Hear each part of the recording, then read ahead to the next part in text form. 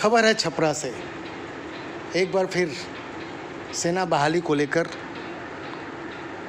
यहाँ के छात्रों ने जमकर बवाल काटा है। छपरा जंक्शन पर जमकर मचाया है उत्पात।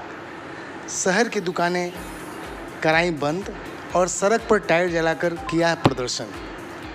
खबरें अब विस्तार से। आज सुबह 10 बजे से ही सेना बहाली प्रक्रिया का विरोध करने को ले हजारों की संख्या में छात्र सड़कों पर उतरकर जमकर बवाल काटा। सबसे पहले शहर में जमकर तोड़फोड़ की, आगजनी की, फिर उनका जत्था छपरा जंक्शन पर पहुंच गया। यहाँ आड़ में खड़ी सैलून को उन्होंने सबसे पहले आग के हवाले कर दिया। फिर बलिया सियालदह एक्सप्रेस में तोड़फोड़ की, कई बोगियों के शीशे तोड़ दिए, एसी बोगियों के शीशे तोड़ दिए। उसके बाद मसरत लाइन पे खड़ी ट्रेन के इंजन में तोड़फोड़ की।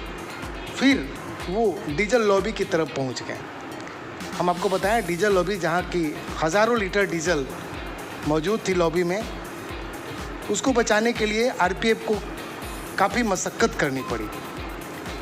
किसी तरह से आरपीएफ जीआरपी ने डीजल लॉबी को बचाया, वरना अगर वो छात्रों के आग का शिकार होता तो करोड़ों का डीजल जलकर राख हो जाता। उपद्रवियों को भगाने के लिए आरपीएफ ने 2 राउंड गोली भी चलाई। इस घटना की सूचना के बाद जिलाधिकारी और आरक्षी अधीक्षक खुद जायजा लेने छपरा जंक्शन पहुंचे। इस दौरान लगभग आधा दर्जन लोगों को जीआरपी और आरपीएफ ने हिरासत में लिया है, जिनसे पूछताछ की जा रही है।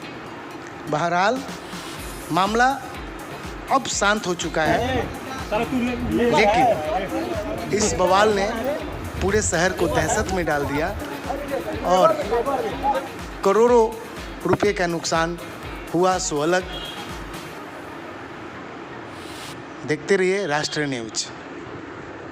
उपद्रवकारी यहाँ पे आए हुए थे, अभी उनको यहाँ से डिस्पोज कर दिया गया है। अच्छा, अभी ये रेलवे जो उन्होंने किया है, किस ट्रेन को आग लगाई है? आग सर, एक वहाँ फ्लोरिडा डीएमओ खड़ी थी, फ्लोरिडा पैसेंजर, जो कि गंतव्य पे जाने के बाद जब आती है तो यार्ड में उसको खड़ी किए गए थे। तो उसमें पीछे साइड में कुछ उसमें हल्का क्षति हुआ है, अभी उसका आकलन किया जाएगा। साथ ही साथ यहाँ पूर्वी यार्ड में एक सैलून खड़ा था, तो सैलून में भी उन्होंने आग लगाया है, जिसमें लगभग उसका 60% के आसपास हुआ जल चुका है। 60 उसका भी अभी क्षति का आकलन अभी किया जाएगा, अभी आकलन नहीं किया जा सका है। साथ ही साथ उनके द्वारा प्लेटफॉर्म 2 और 3 को बहुत अधिक क्षति पहुँचाया गया है। ठीक है, एक उसमें गोंदिया एक्सप्रेस थी और एक बलिया सियालदह एक्सप्रेस उसमें खड़ी थी। अभी किसी भी यात्री का मतलब कोई कंप्लेंट नहीं आया है कि हमको छोटे लोग हैं, पूर्ण रूप से सेफ है। साथ हाँ, अपने देखा गया कि अब वो लोग हम पे हमला मतलब चारों ओर से घेर लिए, लगा कि हम लोग अब उन लोगों के मतलब उस घटना का शिकार हो जाएंगे, तो अपने आप को बचाते हुए और हवाई फायर किया गया है। 8 राउंड फायर किया गया है, हाई फायर किया गया है, जिससे कोई भी कैजुअलिटी नहीं हुई है। हमारे एक एएसआई हैं विजय रंजन मिश्रा, उनको पैर में उस मतलब जख्म आया हुआ है पत्थर से, उनके पत्थरबाजी की वजह से। गिरफ्तारी भी हुई है सर, अभी उसका देखा जा रहा है, जीआरपी उसको बताएगी, उस पर भी हम कुछ कह नहीं सकते हैं। ठीक है, पर्सनल साइड में लूटपाट हुई है? नहीं, लूटपाट तो नहीं हुई है। उपद्रवकारियों द्वारा प्लेटफॉर्म पे जो वेंडर्स के स्टॉल थे, उससे कुछ खाने पीने की चीज़ों को लूटा गया है। अभी उसकी भी स्पष्ट सूचना नहीं मिल पाई है, सूचना मिलने पे आपको।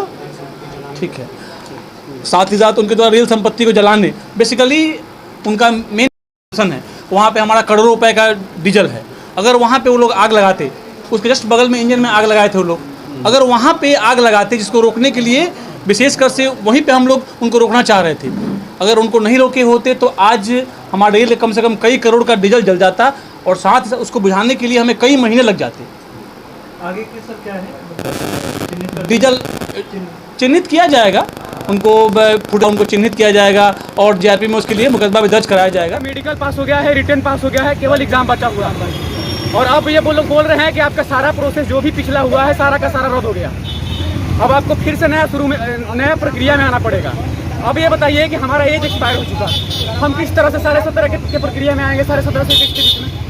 उसके बाद ये 4 साल का लागू कर दिए। मंत्री एक बार मंत्री बनने के बाद जीवन भर पेंशन पाता है, लेकिन एक फौजी जो बॉर्डर पे सुरक्षा -39 डिग्री सेल्सियस में -39 में जहां उसको ना पर्याप्त हवा मिलेगा, ना उसको उसको पानी मिलेगा, ना उसको खाना मिलेगा, ना उसको छूने के लिए अपना पिछवाड़ा छूने के लिए पानी मिलेगा।